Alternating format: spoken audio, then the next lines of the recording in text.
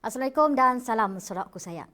Bersama saya Zahrul Nizar untuk Berita TVS dan ini paparan utama untuk hari ini. KMKK laksana tugas penuh integriti. COVID-19 Sarawak, tiada kes dilapor pada Khamis. Penembak Christchurch dijatuhi hukuman penjara seumur hidup. Terus berpegang pada prinsip integriti dan tanggungjawab dalam melaksanakan tugas. Demikian pesan Ketua Menteri Datuk Patigi Abang Johari Tun Openg kepada pemimpin komiti yang dilantik dalam memperkasakan tadbir urus kerajaan di peringkat Akar Umbi. Dan ketua masyarakat adalah mereka yang diberi amanah untuk membantu kerajaan menguruskan dalam keadaan masyarakat yang ada ketika itu. Jadi kita ada temenggung sebabnya apabila raja Brooke menjadi pemerintah, nya semua ngaco adat orang Bumi Putera. Sebabnya nya mengiktirafkan kuasa ketua masyarakat. Selain berpengalaman, pemimpin masyarakat yang dilantik adalah dari kelompok individu yang mendapat persetujuan melalui mesyuarat sebelum menerima surat lantikan sah.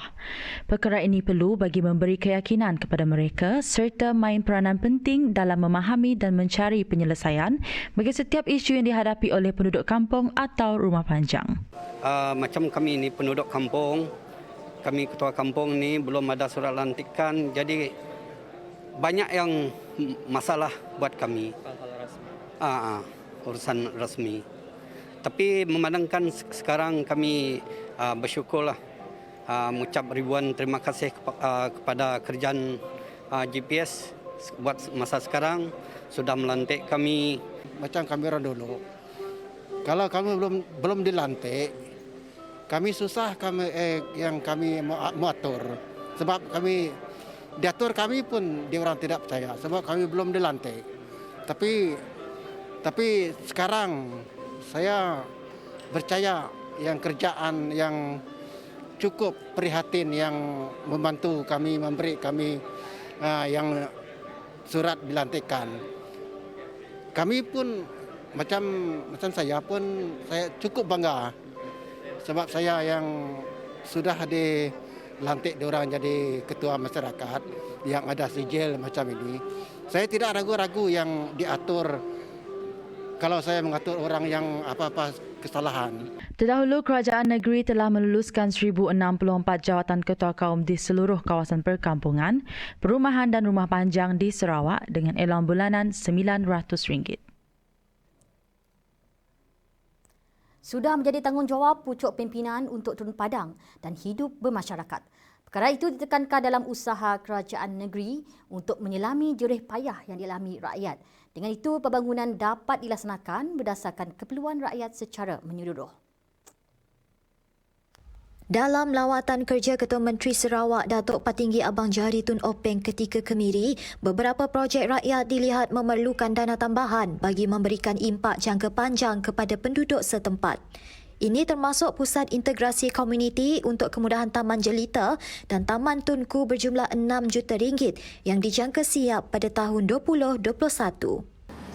Maka sebabnya saya fikir untuk kita bolehkan kedaya, kita masukkan high speed internet dalam kawasan itu dan seterusnya semua infrastruktur kemudahan integrated center, community center tu dapat digunakan oleh masyarakat di situ untuk setidaknya exercise dan juga aktiviti riadah yang lain selain pada exercise. Selain itu, masalah banjir di kawasan berkenaan akan berakhir dengan pembinaan tambatan banjir yang bakal mengalirkan limpahan air sungai secara terkawal sehingga ke Sungai Rai Tukau. Supaya dalam masa 3-4 tahun kita mula nya sampai ke Tukau, jadi adik kakak kita di Tukau pun saya ada masalah juga kerana pagi dah dipolah dari situ dan jalannya saya fahamkan lurus tu 5 km. 5 km. Bermakna kita akan merancangkan secara menyeluruh. Walaupun harganya tinggi, saya fikir insya-Allah GPS akan dapat membantu untuk Namun dalam merancang dan melaksanakan projek rakyat itu, Abang Jo mengharapkan rakyat Sarawak membuang sifat perkauman yang boleh menggugat kesatuan penduduk. Tegasnya, apa yang diwujudkan kerajaan negeri adalah untuk kebaikan semua pihak tanpa mengira latar belakang, bangsa dan politik. Tiang kita ialah trust ataupun kepercayaan di antara satu sama lain. Jadi sebabnya kita tu ada mempunyai dasar inklusif. Tak kira kita supaya menumbuhkan masyarakat prihatin dan bekerjasama di antara satu sama lain. Jadi Taman Tunku tu mempunyai ciri-ciri kedaya macam Tunku Abdul Rahman juga. Beliau berkata demikian semasa lawatan kerja dan Majlis Pecah Tanah Pusat Integrasi Komuniti di Taman Jelita Miri. Terdahulu beliau turut melawat beberapa projek rakyat, antaranya pembinaan Gereja Saint Barnabas, Masjid Baru Taman Jelita dan tambatan banjir di Taman Tunku Miri. Penubuhan One Stop Center bagi menangangi isu dadah dan substan OSCMIDS di Kementerian Pendidikan Keserasian dan Komuniti Wanita Keluarga dan Penggunaan Kanak-Kanak KWKPK nyata bukti kesungguhan Kerajaan Sarawak dalam menangani isu dadah di negeri ini. Malah, statistik berkala turut dikamskini dan dilaporkan terus kepada KWKPK pada setiap bulan bermula Ogos tahun ini. Mendedahkan perkara itu, Menterinya Datuk Seri Fatimah Abdullah berkata, sebanyak 1,121 kes direkodkan membabitkan 1,379 tangkapan dibuat dalam tempoh 1 hingga 31 Julai 2020. Ia melibatkan penguatkuasaan aktiviti penyalahgunaan dadah dan substans hasil daripada 969 operasi yang telah dijalankan oleh Jabatan Siasatan Jenayah Narkotik PDRM Sarawak dan Jabatan Kastam Diraja Malaysia. Bagi menangani isu dadah dan substans, tanggungjawabnya bukan terletak pada satu pihak saja, tetapi ianya adalah tanggungjawab bersama secara kolektif daripada semua pihak. Kerana isu ini adalah satu isu yang sangat kompleks dan juga sangat rumit. Tambahan pula, penyalahgunaan dadah dan substans mempunyai kaitan dan kesan terhadap isu dan masalah sosial yang lain seperti jenayah harta benda, keganasan rumah tangga, jenayah seksual terhadap kanak-kanak dan wanita dan juga kesihatan mental, penyakit jangkitan kelamin, kehamilan remaja, masalah keluarga dan kemiskinan bandar dan juga gelandangan. Sejak diperkenalkan pada Ogos 2018, Kerajaan Negeri telah berjaya menubuhkan pusat sehenti itu di 30 daerah di seluruh negeri. Kerjasama rapat antara agensi penguatkuasa turut main peranan penting dalam memastikan usaha menangani isu dadah ini dapat direalisasikan.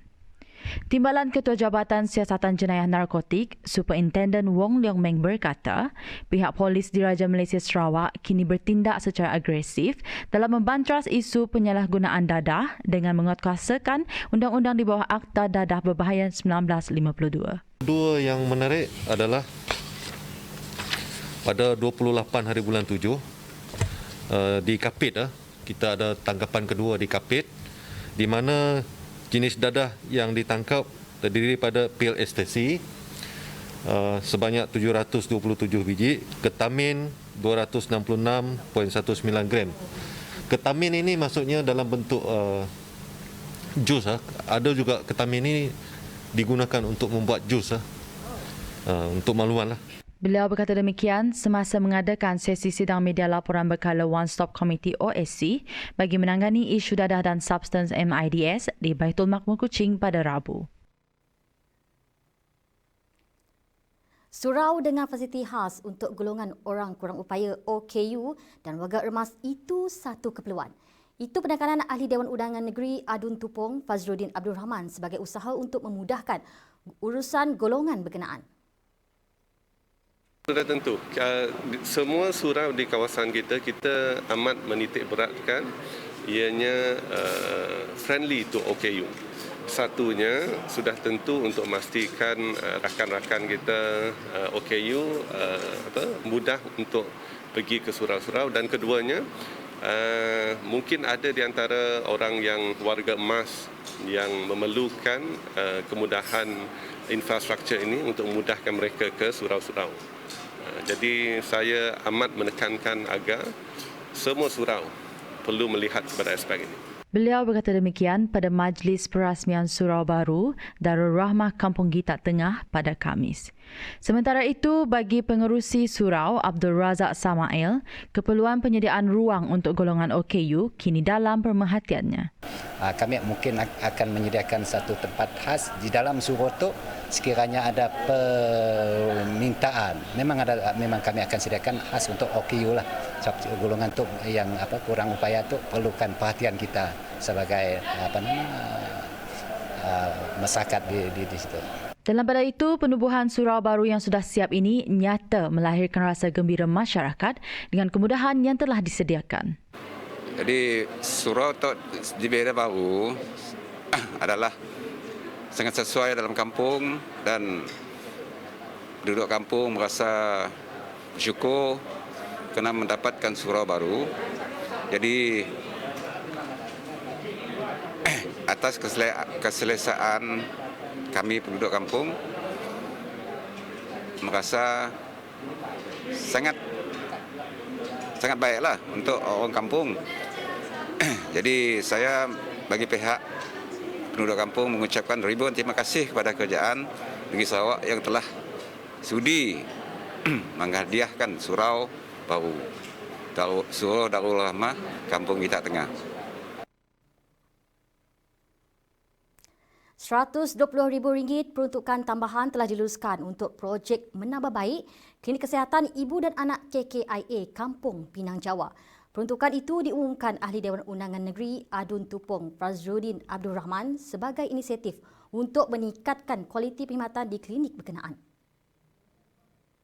Pegawai yang bertugas ataupun in charge di klinik tersebut ada mencadangkan beberapa pertambahan yang saya rasakan perlu untuk menambah baik lagi mutu servis mereka kepada masyarakat, dan saya telah pun meluluskan peruntukan tambahan sebanyak RM120,000 untuk menambahkan lagi lah, menaik taraf lagi klinik ibu dan anak yang sedia ada. Ini amat penting tuan-tuan dan puan, because it involves keselamatan ibu yang bersalin dan ibu yang baru melahirkan anak. Katanya lagi, normal kehidupan baharu masa kini juga menjadi antara faktor untuk klinik tersebut diperluaskan demi keselesaan pengunjung. Klinik tersebut, kehadiran pesakit adalah 120 ke 150 orang sehari. Dan cabaran sekarang adalah dengan SOP yang baru, maka pesakit-pesakit tidak dapat kita tempatkan dalam kawasan menunggu di dalam klinik tersebut, tempat yang amat kecil sekali. Maka sebab itulah saya tadi telah meluluskan peruntukan supaya kita buat extension di luar klinik tersebut supaya pesakit-pesakit menunggu dengan lebih selesa, menunggu giliran mereka. Sementara itu, penambahbaikan yang sudah terlaksana nyata beri keselesaan kepada pengguna. Di atas dolok lah masa mula-mula saya ada dekat di Batok lah. Semuanya bilanya dah pindah di Batok, bagi kami okey lah sebab ada tempat duduk di luar dengan di dalam. Soalnya memudahkan ibu mengandung dengan ibu yang dah ada anak. Bagaimanapun, beberapa penambahbaikan lagi perlu dititik beratkan semula, terutama sekali dari sudut kemudahan tempat letak kenderaan. Kami rasa penambahbaikan yang perlulah untuk di klinik tu mungkin dari segi infrastruktur, bilangan tempat parking, keluasan tempat parking tu, and then dibesarkan sedikitlah klinik tu untuk keselesaan pengguna lah, terutama para ibu-ibu tu yang beranak tu, supaya sudah dapat tunggu turn sidak dengan selesa lah. Ini perkembangan COVID-19 Sarawak. Tiada kes positif dilaporkan hari ini dan jumlah keseluruhan kekal sebanyak 696 kes. Hari ini juga tiada kes baru yang telah pulih dan dibenarkan discharge dari hospital. Jumlah kematian juga kekal 19 orang. 13 PUI baru dilaporkan hari ini dan 1 kes masih menunggu ujian makmal. Jumlah kluster yang masih aktif pula masih kekal 1, iaitu kluster alam yang melibatkan seramai 7 orang kes. Keselamatan dan kesesaan penduduk di Taman Sepakat Jaya, Demak Laut Kuching diperkasakan dengan pemasangan lampu di kawasan tersebut. Sebanyak 4 tiang lampu tiang tinggi high mast dengan 16 unit lampu limpah telah diserahkan kepada Komiti Taman Sepakat Jaya di bawah program Bandar Selamat. Program yang dilaksanakan oleh Dewan Bandaraya Kuching Utara (DBKU) itu adalah untuk mengatasi masalah jenayah dan gejala sosial yang menjadi kebimbangan penduduk. Menurut ahli Dewan Undangan Negeri Adun N5 Demak Laut, Dr. Hazlan Abang Hibni, inisiatif program ini boleh membantu membasmi gejala negatif yang berlaku di kawasan sekitar. Jadi salah satu inisiatif DBKU adalah melalui program Bandar Selamat lah. Dan di mana kali ini dengan kos 211,000 mereka memasang 35 batang spotlight di seluruh kawasan Taman Sepakat Jaya lah, bukan saja di Padang Futsal lah. Beliau turut menyatakan beberapa projek program transformasi luar bandar RTP menaik taraf infrastruktur asas yang sedang dijalankan di taman itu. Pada tahun 2019, kita telah membina penutup parit ataupun longkang, maknanya semua longkangnya ditutup. Ya. Kosnya adalah 310,000 dan sudah siap. Yang kedua, membina padang takraw dengan kos 100,000.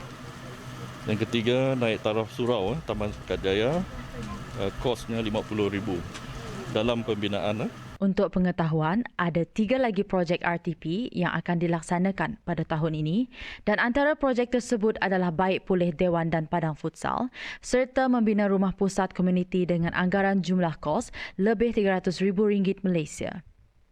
Beliau berkata demikian ketika menghadiri majlis penyerahan lampu limpah Padang Futsal Taman Sepakat Jaya pada Rabu.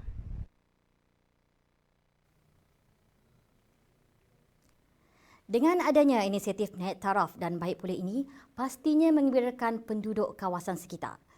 Menurut mereka, bukan sahaja program ini memberikan kesesaan, malah ia juga membantu mengurangkan kadar jenayah. Alhamdulillah, sangat-sangat bersyukur di atas perhatian daripada KK, daripada YB, daripada DBKU. Terima kasih banyak-banyak. Sedikit sebanyak dapat mengurangkan gejala sosial di taman tu lah.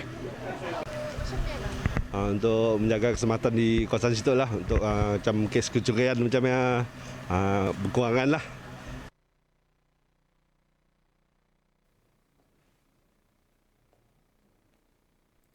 Anak-anak seni di Bandaraya Miri kini ada pakat sebagai pusat kesenian untuk pelbagai bakat kreatif berkembang.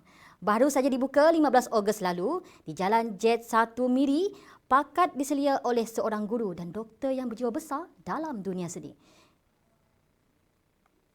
Minat mendalam dalam bidang seni mendorong pengasas pakat Katricia Lee dan Paul Oi mewujudkan platform tersebut untuk semua aktiviti kesenian termasuk pameran dan berniaga. So we would like to encourage people to express their creative side. So whether it's writing or whether they're sketching, they're sculpting, anything, even when they're sewing, they're doing embroidery, at least we provide a space for them to do so and a platform if they need to sell their products. Walaupun baru setahun jagung beroperasi, banyak bakat terpendam mula terlihat jelas dari kalangan mereka yang terlibat. Justru peluang seperti itu akan membantu mereka mencipta identiti tersendiri sekaligus mencari nilai komersial yang lebih luas untuk setiap hasil seni. Because you will actually find many of them are Mirians. So once you open a store or like when we have our market, you realize many of these hidden talents are actually in Miri. So they make dolls, they actually do calligraphy, but many of them have their products sold elsewhere, not in Miri.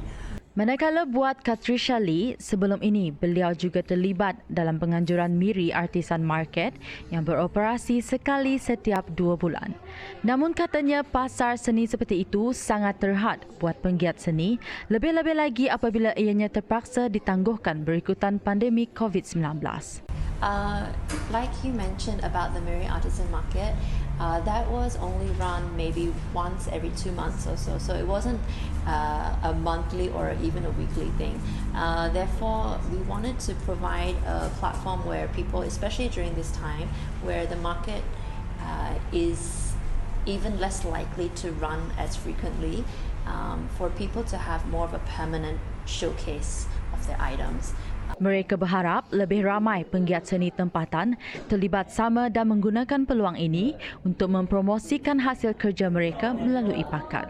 Paul dan Patricia menyambut baik semua hasil seni yang dihasilkan tanpa memandang kepada nilai, kategori ataupun biografi pengkarya.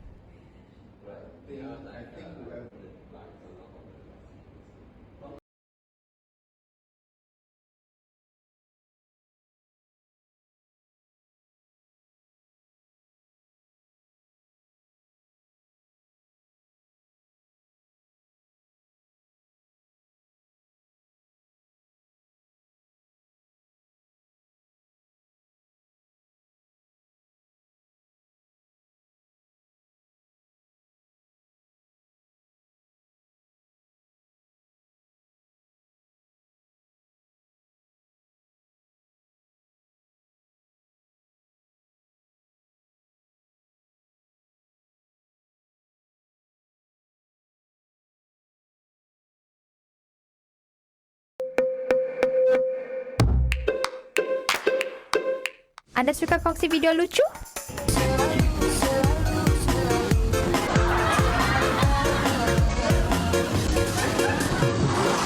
Jom sertai Lucu dan anda berpeluang untuk memenangi wang e-wallet berjumlah RM50 pada setiap minggu.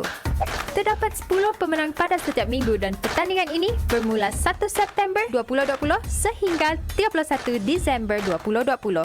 Jadi, tunggu apa lagi? Jangan lepaskan peluang ini.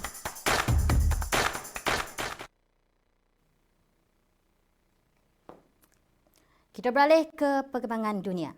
Dalam serangan 2 masjid di Christchurch, New Zealand yang mengobatkan 51 nyawa dijatuhi hukuman penjara seumur hidup tanpa kemungkinan untuk parol di Mahkamah New Zealand.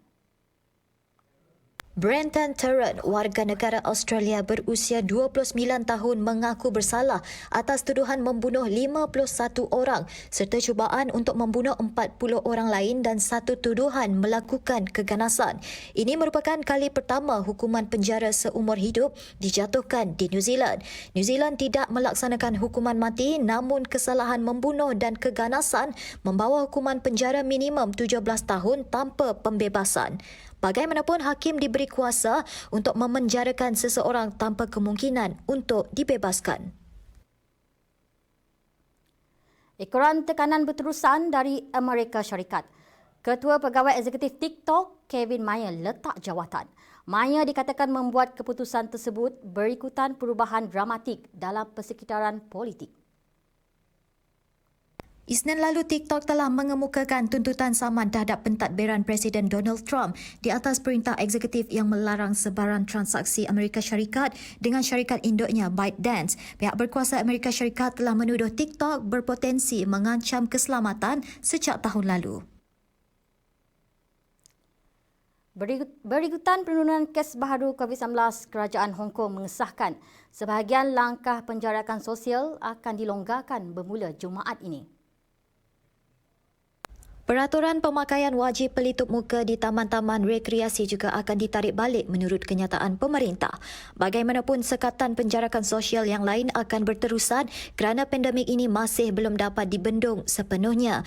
Jurucakap Biro Makanan dan Kesihatan meminta penduduk terus memakai pelitup muka, terutama ketika menggunakan pengangkutan awam dan sentiasa menjaga kebersihan diri. Pusat Perlindungan Kesihatan Hong Kong melaporkan 24 kes baru COVID-19 pada Rabu, menjadikan jumlah kes disahkan sebanyak 4,734 kes.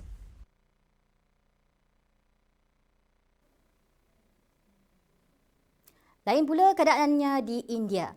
Jumlah jangkitan COVID-19 di India kini mencecah angka 3.3 juta dengan angka korban melebihi 60,000. 75,760 kes baru dan 1,023 kematian telah dicatatkan dalam masa 24 jam yang lalu. Terdapat 725,991 kes aktif sementara 2,523,771 kes sembuh. Sehingga semalam, kira-kira 38.5 juta sampel sudah diuji. Selama beberapa minggu kebelakangan ini, kerajaan India menumpukan kepada usaha meningkatkan ujian sampel. Susulan taufan Bavi yang diramal membawa angin kencang serta hujan ribut, China mengeluarkan amaran tahap merah. Taufan Bavi diramal bergerak ke utara dengan kelajuan angin 40 hingga 50 km sebelum membadai kawasan pesisir antara bandar Dongang di wilayah Liaoning dan utara Pyongan di Korea Utara. Ia dilaporkan melanda kawasan perairan kira-kira 195 km di selatan sempadan China dan Korea Utara dengan kekuatan angin maksimum 136.8 km sejam. Dari Khamis pagi hingga Jumaat pagi, taufan turut dijangka melanda Selat Bohai, wilayah provinsi Heilongjiang, Jilin dan Liaoning serta daerah pesisir di luar semenanjung Shandong. Beberapa wilayah di Heilongjiang, Jilin, Liaoning dan Inner Mongolia pula akan mengalami hujan lebat. Ini perkembangan sukan. Atlet baling tukar besi kebangsaan Jackie Wong kini fokus kepada pemulihan prestasinya. Bagi anak jati kelahiran Syarikat itu, ia merupakan keutamanya pada ketika ini. Ia termasuk peluang untuk menjalani latihan atau menyertai mana-mana kejohanan di luar negara. Namun beliau mahu menumpukan kepada proses pemulihan prestasi asalnya sekurang-kurangnya dalam tempoh 2 hingga 3 bulan lagi. Bagaimanapun, jago berusia 28 tahun itu kini bersedia untuk mengembalikan prestasi terbaiknya. Beliau kembali menjalani latihan di Bukit Jalil selepas disahkan pulih sepenuhnya daripada wabak COVID-19. Atlet tersebut sebelum ini dimasukkan ke ward pada 16 Mac dan dibenarkan keluar dari Hospital Sibu pada 27 Mei lalu selepas menjalani rawatan selama 73 hari. Jackie yang merupakan pemegang rekod kebangsaan acara baling tukul besi lelaki dengan balingan sejauh 68.22 meter meraih pengiktirafan tersendiri apabila berjaya memecahkan rekod kebangsaan sebanyak 17 kali.